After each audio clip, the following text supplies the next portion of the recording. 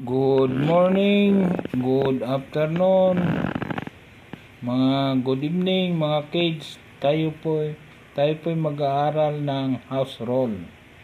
Ganito po ang house rule mga kids. Dahil kayo po mga bata pa, wala pang kaalaman sa kung paano pamaraan sa mga magulang ng house rule.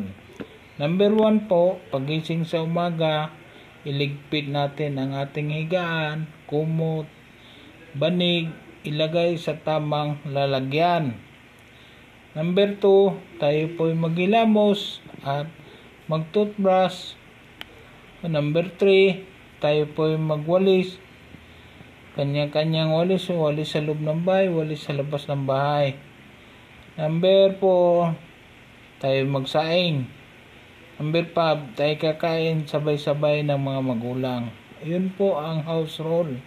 Kung may bisita man po ang ating mga magulang, tayo po ay nasa isang tabi. At huwag tayo susumbat kung anong mga usapan ng ating magulang. Makinig lang po tayo at huwag tayo makikisali sa salita ng nakakatanda mga kids. Yan po ang house rule ng bilang isang mabait na kabataan. God is good all the time. Salamat po. God bless.